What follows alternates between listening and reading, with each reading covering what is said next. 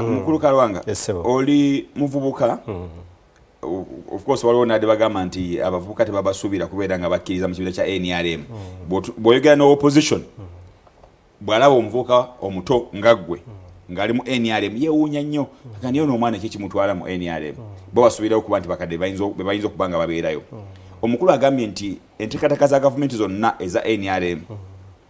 wansi ensimbi bwe zijja tezituuka gwe ogamba nti kadi ya NRM gye njagala okujja okwesimbawo ku busujju tekyewuunyisa nti already ebizibu bye mulina ng'abavubuka gavumenti kiraga nti yebireese ate gogambira gavumenti yemu nze mwenyina okuba nga neesimbira kinakusobozesa okutuukiriza omukulu kyayogeddeko ensimbi okutuuka wansi kyensooka okwebaza ye muganda wange kirungi okubeera nga temukkiriziganya mu nsonga za byabufuzi naye nga mukkiriziganya ku ntambuza y'eggwanga Saul Kalwanga ndi ku district Emitiyana nga kansala mbadde secretary wa community service programu za gavumenti zonna mweziyitira okutuuka ku muntu w'ebusujju wansi oba ku munnayuganda tulina programu ya YLP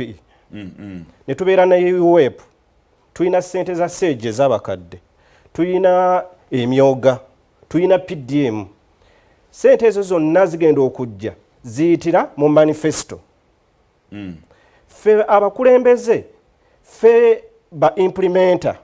ba manifesto ya gavumenti eri mu bukulembeze bwe mala okuyingira kanso n'entunuulira kiki ekiremesa obuweereza okutuuka ku muntu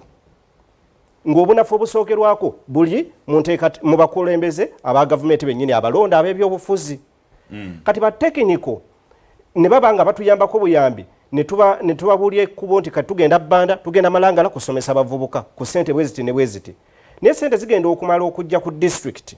abavubuka nga tebateekeddwa bulungi ssente najja azisiga awantu awatali watuufu ne tugamba ki ekirina okukolebwa mbeera ntya nga ndi mukulembeze mu NRM nyina okuimplementinga manifesto yaffe naye nga ate otudde waka kati bakadde baffe bano abali mu gavumenti nga tebasobola kujja bigere byabwe mu lujja kusenvula kunoonya abavubuka we bali kubasomesa be bakonzi by'enteekateeka za gavumenti zino era jja ne weebuuza nti kiki ekireese Sawulo okugera ku kaadi ya NRM omuvubuka kubanga nze ku kyoto ntuddewokko n'endaba ekyetaagisa okukola ekituuyo ekyali kyazibikira manye engeri y'okusikawo amazzi ne gasobola okukola ki okuyitawo mwami Mukiibi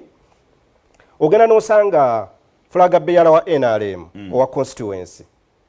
najja akalulu ne kamala omukuba bwe kamala okumukuba atuula waka n'alinda 226 n'akomawo neweebuuza yes oba mutuufu naye osigala oli flaga bearer wa kibiina kyo obuvunanyizibwa ne ku manifesto butereevu nnyo okugimplementinga naye kati bw'ovaayo buvi n'ogamba nze nkomye bukomi funa kaadi kiba kikyamu abakulembeze mmwe bennyini abamu NRM bennyini bakama baffe mwe mukutogedde pulogulamu zammwe obutasobola kukola ki kutuuka wansi kubanga ab'opposition be tutambula nabo mu kanso baganda baffe bano kye basooka okukola kuzikuba naye ffe abakirabamu omulamwa tuyita bavubuka ne tubasomesa essaawa ya leero mu myaka 3 gye tutambudde nga tulize independent tukugamba nti nsobola okuleeta abavubuka 5000 nga bakyusiza obwongo tubabulidde ekyokukola era ne benyigira mu nteekateeka za gavumenti weewaawo tugenda kuwumulamu bwe tudda nkyalina bakulu bano tugenda kutunula ensonga nyingi akomanga ensonga y'ensimbi nga bwe njogeddeko ebizibu ebibanyiga bingi n'ate era mu ngeri y'emu ne bwe tugenda wazibu ababalindiridde okubakozesa nabo tebatudde tukomawo tova ku Terefayina eyaffe